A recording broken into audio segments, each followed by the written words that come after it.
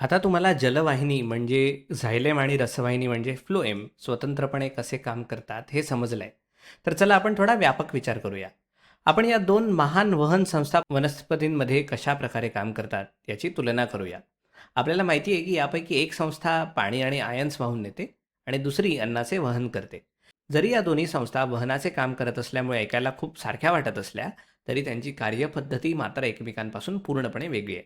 एक सामान्य वनस्पती कित्येक मीटर उंच वाढू शकते. आपण पृथ्वीवर अशी महाकाय झाडे पाहिलेली आहेत आणि एवढ्या उंच झाडांमध्ये केवळ विसरण किंवा डिफ्युजनच्या सहाय्याने वहन होणं खूपच संथ असतं. मग या वनस्पती पाणी आणि आयन्सचे एवढ्या दूरपर्यंत वहन कसे करत असतील? हे मास फ्लो किंवा एकत्रित प्रवाहाच्या प्रक्रियेद्वारे होते. मास फ्लो ही अशी प्रक्रिया आहे ज्यामध्ये द्रव आणि विरघळलेल्या पदार्थांची मोठ्या प्रमाणावर हालचाल होते. पण ती एका लांब स्तंभाद्वारे किंवा कॉलमद्वारे होते. हे लांब स्तंभ म्हणजे पेशीच असतात, ज्या जलवाहिनी आणि रसवाहिनी या दोन्हींचा भाग असतात.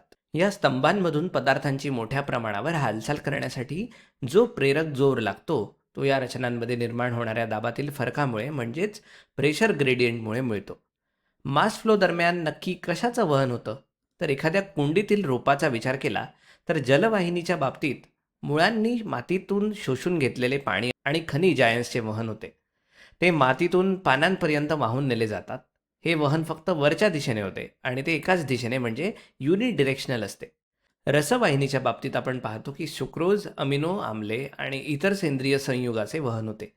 हे घटक पानांमध्ये तयार होतात आणि तेथून ते मुळांसह वनस्पतीच्या इतर सर्व भागात नेले जातात. आणि हे वहन अनेक दिशांनी म्हणजेच मल्टी डिरेक्शनल असते. आता पाहूया की या दोन्ही संस्थांमध्ये प्रेरक जोर कसा वेगळा असतो. जलवाहिनीच्या बाबतीत ती निसर्गातील सर्वात शक्तिशाली सक्शन पंप वापरते, जो म्हणजे बाष्पोत्सर्जन किंवा बाष्पोच्छ्वास. समजा एक वनस्पती आहे, तर एका उष्ण दिवशी पानाच्या वरच्या पृष्ठभागावरून अतिरिक्त पाण्याचे बाष्पीभवन होते. मातीच्या कणांमधील पोकळ्यांमध्ये असलेले पाण्याचे रेणू मुळांद्वारे शोषले जातात. आता जसा बाष्पोच्छ्वास चालू राहतो किंवा बाष्पोत्सर्जन चालू राहतं, तशी पानांमध्ये एका प्रकारची पोकळी किंवा जागा तयार होते आणि ती जागा भरून काढण्यासाठी खोड आधीच मुळांनी शोषलेले पाणी वर खेचते आणि पानांमधील त्या मोकळ्या जागांपर्यंत पोहोचवते. त्यामुळे पानांमधून पाण्याचे बाष्पीभवन होताना ते पाण्याचा संपूर्ण स्तंभ वरच्या दिशेने ओढते. हे अगदी एका लांब स्ट्रॉने पाणी पिण्यासारखे आहे. खनिजे देखील अशाच मार्गाने पानांपर्यंत नेली जातात. पाण्याचा हा स्तंभ पाण्याच्या रेणूंमधील ससंजन बल म्हणजेच कोहेजन आणि जलवाहिनीची भिंत व पाण्याचे रेणू यांच्यातील आसंजन बल म्हणजेच अधेजनमुळे टिकून राहतो. रसवाहिनीच्या बाबतीत मास ट्रान्सफर थोडी अधिक गुंतागुंतीची असते आणि त्यात जलवाहिनीचाही सहभाग असतो. तर इथे आपल्याकडे एक चाळण नलिका म्हणजेच सीव ट्यूब आहे. या चाळण नलिकांना जिवंत सहपेशी किंवा कंपॅनियन सेल्स सुद्धा असतात. त्यानंतर आपल्याकडे स्त्रोत पेशी किंवा सोर्स सेल असते, जिथे सहसा भरपूर अन्न असते. या उदाहरणात ज्या पानात अन्न तयार होते त्याला स्त्रोत पेशी मानले जाते. सिंक पेशी किंवा ग्राहक पेशी अशी असते जिथे अन्न नसते. त्यामुळे या उदाहरणात आपण मुळाला सिंक पेशी मानू शकतो. सहपेशी आणि स्त्रोत व सिंक पेशी या योग्य आयन ट्रान्सपोर्ट चॅनेलद्वारे जोडलेल्या असतात. जलवाहिनीच्या वाहिन्यांमध्ये पाणी असते. प्रथम स्त्रोत पेशीतून अन्न बाहेर कसे येते ते आपण पाहूया. आपण सहपेशी आणि स्त्रोत पेशी यांमधील हायड्रोजनच्या हालचालीपासून सुरुवात करू. यामुळे प्रोटॉनसाठी एक नैसर्गिक प्रवण किंवा ग्रेडियंट तयार होतो, बरोबर. आता साखरेबरोबरच एक प्रोटॉन सहपेशीमध्ये सहवहन करून म्हणजेच को ट्रान्सपोर्ट केला जातो. सहपेशीतून ते सक्रिय वहन किंवा ॲक्टिव्ह ट्रान्सपोर्टद्वारे चाळण नलिकेत नेले जातात. पाणी परासरण म्हणजेच ऑस्मॉसिसद्वारे रसवाहिनीत प्रवेश करते आणि यामुळे द्रवस्थितिक दाब किंवा हायड्रोस्टॅटिक प्रेशर वाढतं. तुम्ही असं म्हणू शकता की जेव्हा पाणी एखाद्या विशिष्ट जागेत प्रवेश करतं तेव्हा तिथे निर्माण होणारा किंवा जाणवणारा हा दाब आहे आणि हा दाब स्रोत पेशींजवळ सामान्यतः खूप जास्त असतो आणि सिंक पेशींजवळ कमी असतो. दाब वाढल्यामुळे हा रस दाबाच्या प्रवणानुसार रसवाहिनीच्या सिंककडे ढकलला जातो. त्यामुळे तुम्ही पाहू शकता की हळूहळू साखरेचे रेणू आणि पाणी सिंकच्या दिशेने मार्ग काढत आहेत. जसजसा रस सिंकमध्ये पोचतो तसतसे विद्राव्य रेणू सिंकमध्ये नेले जातात, जिथे साठवणुकीसाठी त्यांचे स्टार्च सारख्या इतर रेणूंमध्ये रूपांतर होते. विद्राव्य पदार्थ काढून टाकल्यामुळे पाणी परासरणाद्वारे पुन्हा जलवाहिनीत परत जाते.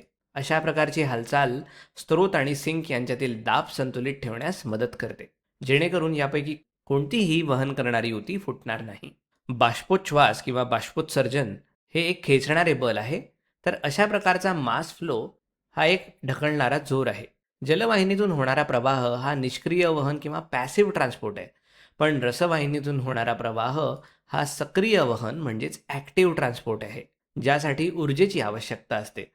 शेवटी वहन करणाऱ्या ऊती देखील एकमेकांपासून वेगळ्या असतात. जलवाहिनी ही मृत ऊती आहे आणि रसवाहिनी ही जिवंत ऊती आहे. जलवाहिनीमध्ये वाहिनिका किंवा ट्रॅकेट्स असतात, जे अरुंद पाईप्स असतात, ज्यांच्या भिंती जाड आणि टोकं निमुळती असतात. त्यांच्यात पाण्याच्या प्रवाहासाठी विस्तीर्ण पोकळी किंवा ल्युमेन असते आणि याचे कारण म्हणजे त्या मृत पेशी असतात. त्यांच्यात पेशीद्रव्य नसते. ते एकावर एक अशा प्रकारे रचलेले असतात, जेणेकरून त्यांच्यामधील जोडणाऱ्या छिद्रांमधून पाणी वाहू शकेल. जलवाहिनीमध्ये वाहिन्या म्हणजेच व्हेसल्स देखील असतात, ज्या छिद्रित असतात आणि त्यांच्या दोन्ही बाजूंना उघडी टोकं असतात. त्या पाण्याच्या प्रवाहासाठी अखंड नळ्यांसारख्या असतात. त्यांच्यामधील शेवटच्या भिंती विरघळलेल्या असतात. तुम्ही जर वाहिन्या कापून पाहिल्या तर तुम्हाला ते दिसू शकेल. रसवाहिनीच्या बाबतीत साळण घटक म्हणजेच सीव एलिमेंट्स या प्रमुख वहन करणाऱ्या पेशी आहेत. या पातळ भिंती असलेल्या लांबट पेशी आहेत.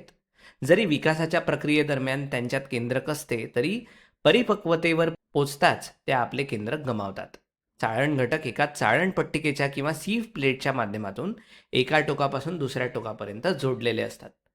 या पट्टिकेमध्ये छिद्र असतात, ज्यामुळे लगतच्या पेशींमध्ये रसवाहिनीच्या रसाची हालचाल होऊ शकते. चाळण घटकांमध्ये केंद्रक नसल्यामुळे त्यांच्याशी सहपेशी जोडलेल्या असतात.